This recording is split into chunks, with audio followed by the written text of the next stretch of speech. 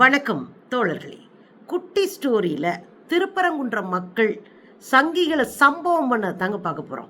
வேற லெவல் சம்பவம். அதுவும் நமக்கே சங்கிகள் மேலே பரிதாபம் வர்ற மாதிரி சம்பவம் நடந்திருக்கு. என்ன நடக்குது? சிக்கந்தர் தர்காவை வச்சு ஏதாவது ஒன்று செஞ்சு வேற லெவலில் நம்ம ஆட்சியை பிடிச்சிடலாம் அப்படின்னு களத்தில் இறங்கியிருக்கு சங்கிக. தமிழ்நாட்டினுடைய பாரம்பரியமான பண்பாட்டை புரிஞ்சுக்கிறாத இந்த சங்கிகளுக்கு அப்பப்போ அடி விழுந்துக்கிட்டே இருக்குது தமிழ்நாட்டில். குறிப்பாக சிக்கந்தர் தர்காவில் சந்தனக்கூடு விழா நடந்துட்டு இருக்கு. கொடியேற்ற அணையிலேருந்து பிரச்சனை பண்ணிட்டு இருக்கானுங்க.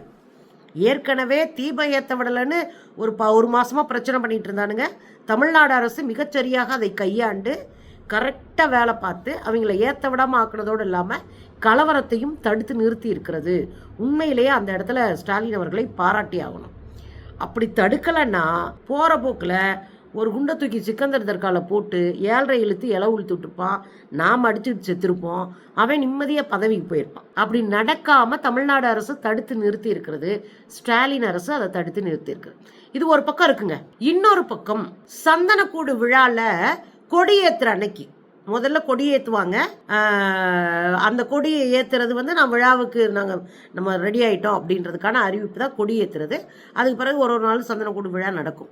அந்த கொடியேற்றுற அன்னைக்கு இந்துக்கள் தங்கள் மத நல்லிணக்கத்தை தெரிவிக்கும்படியாக இந்து இசைக்கலைஞர்கள், அதாவது நாதஸ்வர கலைஞர்கள், மிருதங்க கலைஞர்கள், அவங்கெல்லாம் போய் அந்த தர்காவிலே அமர்ந்து கொடியேற்ற அன்னைக்கு இசை கச்சேரியை நடத்தியிருக்கிறாங்க.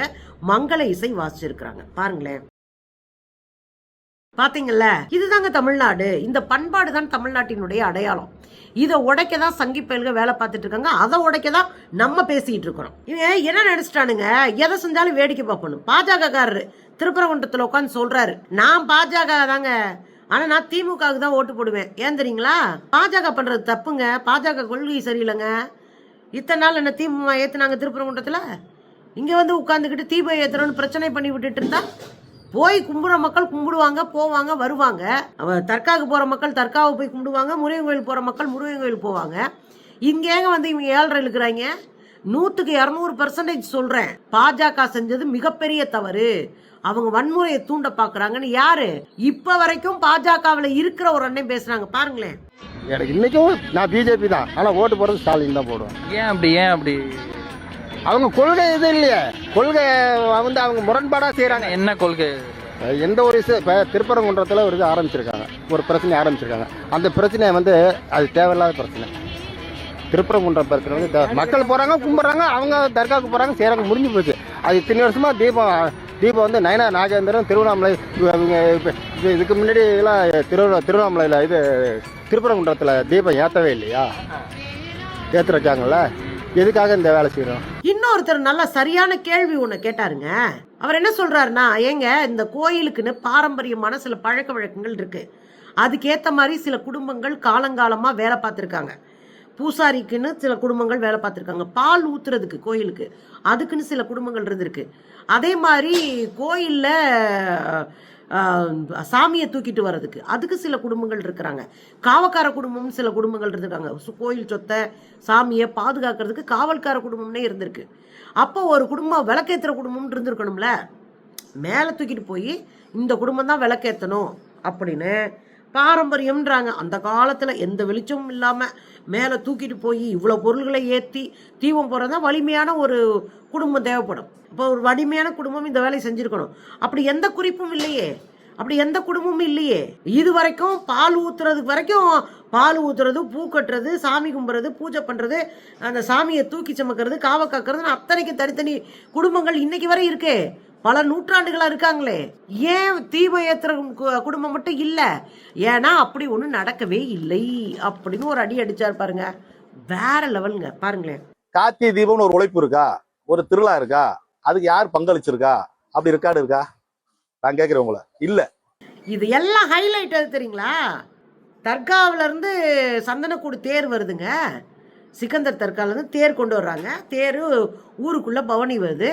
ஊருக்குள்ள பவனி வரும்போது மக்கள் எதிர்க்கிறாங்க, மக்கள் பிரச்சனை பண்றாங்கன்னா கூடி நின்று சண்டை தான் போட்டிருக்கணும், அல்லது அங்கே கலாட்டா பண்ணியிருக்கணும், இல்லை அந்த ரோட்டை மறிச்சிருக்கணும். அதான நீங்கள் எதிர்பார்த்தது.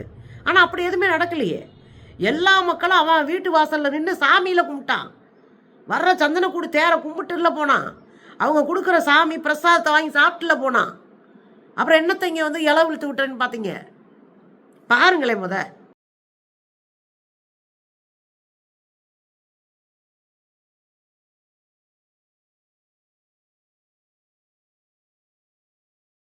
பார்த்தீங்கல்ல, மக்கள் என்ன பண்ணுறாங்க? இந்துக்கள்ங்க நெத்தி நிறைய விபூதி வச்சிருக்காரு அந்த அவர் அந்த சகோதரர். அவர் அங்கே முன்னாடி போய் நின்று சாமியை கும்பிட்றாரு. அதுக்கு என்ன அர்த்தம்? எங்களுக்கு பிரச்சனை இல்லைங்க. எந்த சாமினாலும் கை காலுக்கு சுகத்தை கொடுக்கணும்னு நினைக்கிறவங்க, எந்த சாமினாலும் மக்களை காப்பாற்றணும்னு நினைக்கிறவங்க, அநீதியை தட்டி கேட்கணும்னு நினைக்கிறவங்க, அதுக்கு தான் சாமி இருக்குன்னு நம்புறவங்க. அதனால அவங்களுக்கு சாமி வித்தியாசம்லாம் இல்லைங்க. அது அல்லாவாக இருந்தானே, ஏசா இருந்தானே, முருகனாக இருந்தானா, எல்லாருக்கும் எங்களுக்கு நல்லது செஞ்சால் போதும் சாமி, கைகால் சுகத்தை கூட, மக்கள் மனுஷங்க மாடு மாடுகளை காப்பாற்று, இதானே? அதுதானே அங்கேயும் செய்கிறாங்க. அப்போ ஏதோ சம்பவம் பண்ணிட்டோம், அங்கே இருக்கிற மக்கள்லாம் எதிர்க்கிறாங்க அப்படின்னு 3 நாளாக உருட்டி விட்டிங்களே, ஒரு 10 பேரை கூப்பிட்டு வந்து கதற விட்டு. இதுதான் உண்மையான திருப்பரங்குன்றம், இதுதான் உண்மையான தமிழ்நாடு, இதுதான் உண்மையான மதுரை மக்களினுடைய பண்பாடு. புரிஞ்சுக்கோங்க.